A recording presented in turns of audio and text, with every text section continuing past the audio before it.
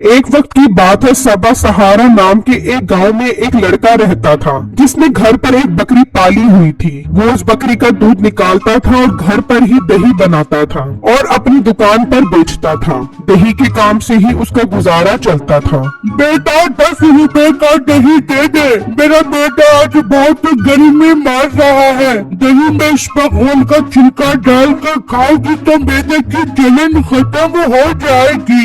हाँ हाँ अम्मा जान क्यों रही, मैं आपको 10 रुपए में काफी सारी दही दूंगा ताकि आपके मैदे की जलन भी खत्म हो जाए और आपका पेट भी बढ़ जाए। खुश रह मेरा बेटा, तू बहुत अच्छा बच्चा है, तू बहुत तरक्की करेगा। और अम्मा दही के काम में कैसी तरक्की, ये दही बेच रहा है, गाड़ी नहीं बेच रहा है जो तरक्की करे। ये मुश्किल से अपने घर का खर्चा ही पूरा कर ले तो बड़ी बात है। बेटा मेरी दुआ है ये जरूर तरक्की करेगा। जिन लोगों का दिल साफ होता है अल्लाह उन्हें जरूर तरक्की देता है। तो अम्मा तो दही ले जाकर अपने मैदे की जलन ठीक कर, इसे उल्टे सीधे मशवरे न दे। ये ना हो कि इसका दिमाग आसमान पर चढ़ जाए और ये दही की कीमत बढ़ा दे। भाई मुझे कोई शौक नहीं है दही की कीमत बढ़ाने का। मैं जितने की दही पहले बेचता था आगे भी उतने की बेचूंगा।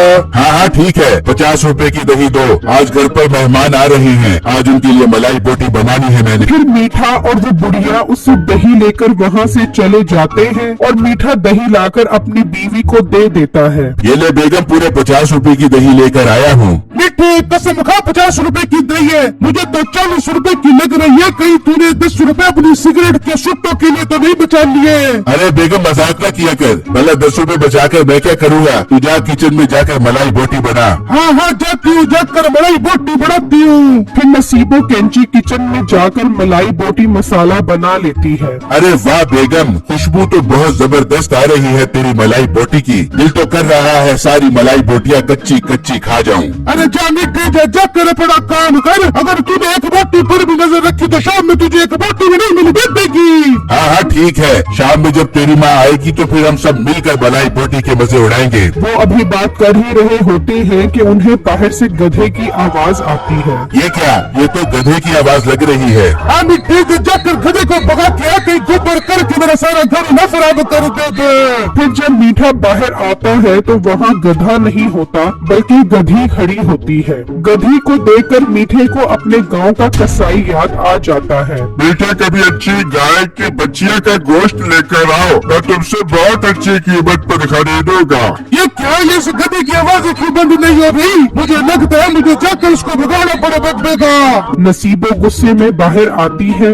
तूने अभी तक इस गधे को क्यों नहीं भगाया? इसकी बम पे डंडा मार के उसको भगा दे। और बेगम हौसला कर हौसला, पहली बात ये गधा नहीं गधी है, और दूसरी बात अगर मैं इसका गोश्त काट कर कसाई को बेचकर तुझे सोने के झुमके ले दूं तो मेरा ये आइडिया तुझे कैसा लगेगा? मिठे आइडिया कैसा लगेगा क्या मतलब? मुझे तेरा आइडिया बहुत अच्छा लगा है। मिठे जल्दी से इसको काट पीट के इसका गोश्त कसाई को बेच के मुझे झुमके ला के दे, फिर मैं तुझे ठुमके मार मार के बड़ी सी की भी मलाई बोटी दे दूंगी। मीठा अंदर छुरी लेकर आता है और नसीबो कैंची उसे दरख्त के साथ बांध देती है तो अचानक उस गधी के थनों से दूध निकलता है। ये गधी तो दूध भी देती है। हाँ बेगम, नजर तो मुझे भी आ रहा है, इसके थनों से दूध निकल रहा है। तूने सोने की मुर्गी वाली कहानी सुनी है? हाँ बेगम, हाँ मैंने सुनी है। बस मिठे बड़े वो काम नहीं करना, हम इसको नहीं काटेंगे बल्कि इसका दूध बेचेंगे। लोगों को क्या पता लगेगा कि ये गाय का दूध है, ये गधी का दूध है। मिठे रोजी देने वाली खोती बार बार घर पर नहीं आती। बेगम तो बिल्कुल ठीक कह रही है, हम इसका दूध बिट्टू दही वाले को बेचेंगे, वो उसकी दही बनाकर बेचेगा। हाँ ठीक है, तू जाकर अभी उससे बात करके आ जा। फिर मीठा गधी के दूध की बात करने के लिए बिट्टू के पास आता है। बिट्टू भाई, मैंने आपसे एक बहुत जरूरी बात करनी है। हाँ मीठे भाई कहो, क्या बात करनी है आपने?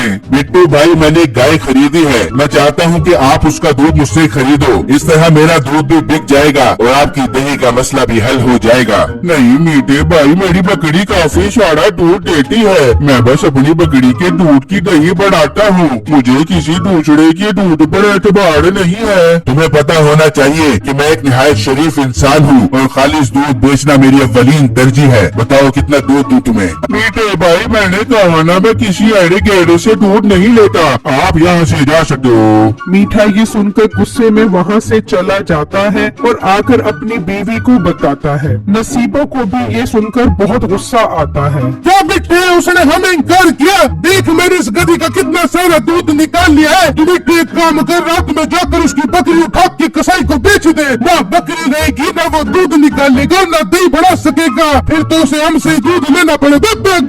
अरे वाह बेगम, आइडिया तो तेरे दिमाग पे बहुत अच्छा आया है। मैं आज रात को ही जाकर उसकी बकरी उठाता हूँ और सुबह जाकर कसाई को बेच देता हूँ। फिर जब रात होती है तो मीठा बिट्टू के घर आता है और उसकी बकरी उठाकर वहाँ से चला जाता है और अगले दिन जाकर कसाई को बेच देता है। बिट्टू जी आप जाकर बकरी की ओजड़ी ले आओ, आज मैं आपको मसाला मार ओजड़ी खिलाती हूँ। अरे वाह बेगम, बकरी की ओजड़ी तो मुझे बहुत पसंद है। मैं पहले बाजार से जाकर बकरी की ओजड़ी लेकर आता हूँ, फिर अपनी बकरी का दूध निकालता हूँ। आप मसाला मार ओजड़ी बकरी के दूध में पकाना।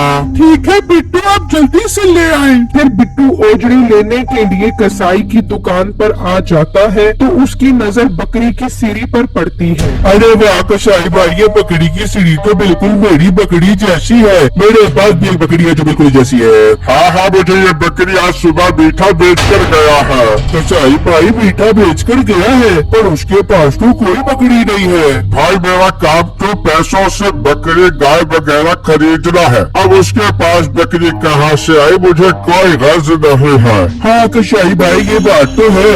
अच्छा, आप मुझे बकरी की ओजड़ी दे दो। फिर बिट्टू कसाई से ओजड़ी लेकर वहाँ से निकल जाता है, लेकिन उसे डर लग जाता है कि कहीं मीठे ने तो उसकी बकरी कसाई को नहीं बेच दी। फिर जब बिट्टू घर आता है तो उसकी बकरी मौजूद नहीं होती। देखा ना, मेरा शक बिल्कुल ठीक निकला। मीठे ने मेरी बकरी कसाई को बेच दी है। बेगम जल्दी बाहर आओ, गजब हो गया, जल्दी बाहर आओ। क्या हुआ बिट्टू, ऐसे शोर क्यों मचा रहे हो? फिर बिट्टू उसे सारी बात बताता है। उसकी बीवी ये सब सुनकर बहुत दुखी हो जाती है। बिट्टू हमने उसका क्या बिगाड़ा था जो उसने हमसे दुश्मनी ली? बिट्टू उसने ये सब आपको अपनी गाय का दूध बेचने के लिए किया है। हाय बिट्टू, अब हम क्या करें? बिट्टू हम क्या करें? बेगम अल्लाह पर भरोसा रखो, वो कोई हल निकालेगा। मैं अब दुकान पर जा रहा हूँ, शाम में आकर इस मसले का हल निकालते हैं। फिर बिट्टू अपनी दुकान पर आकर खड़ा हो जाता है और मीठे के आने का इंतजार करने लग जाता है। मीठे ने मेरी बकरी अपना दूध बेचने के लिए चोरी की है। वो जरूर मेरी दुकान पर दूध बेचने के लिए आएगा। वो सोच ही रहा होता है कि मीठा आ जाता है। अब देखना कि मोटा मुझे आवाज जरूर देगा। मीठे भाई यहाँ आओ, मैंने आपसे बात करनी है। देखा ना, मैंने कहा था ना कि मोटा मजबूर होकर मुझे आवाज जरूर देगा। हाँ बेटू बोलो, क्या बात है? जरा जल्दी करो, मैंने आगे जाकर दूध भी सप्लाई करना है। मीठे भाई मेरी बकरी चोरी हो गई है, आप मुझे दही के लिए अपना दूध बेचोगे?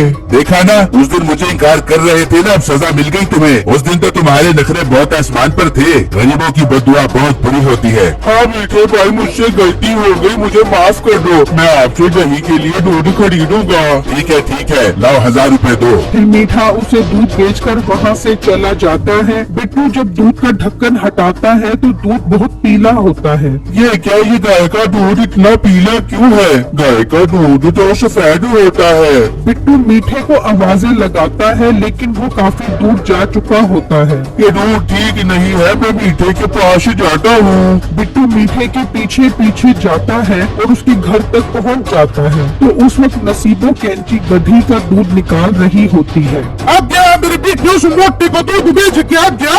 हाँ बेगम, पूरे 1000 रुपए का बेचा है। नसीबो जानी, अब तो अपने दिल ही फिर गए। अब तो हम घर बैठे बैठे नोट गिनेंगे। अच्छा, तो ये दोनों गधी का दूध बेच रहे हैं। मैं भी जाकर इनका मसला हल करता हूँ। बिट्टू पुलिस स्टेशन पहुंच जाता है और इंस्पेक्टर को सारी बात बताता है। वो मीठे के घर आकर उसे पकड़ लेते हैं। अच्छा, तो तुम गधी का दूध बेचते हो? नहीं इंस्पेक्टर साहब, ये गधी नहीं गाय है। इसकी शादी होने वाली है तो इसलिए ये डाइटिंग की वजह से कमजोर हो गई है, तो आपको गधी लग रही है। तू थाने चल, तुझे तो हम डंडों की डाइटिंग करवाते हैं। फिर पुलिस मीठे को जेल में बंद कर देती है।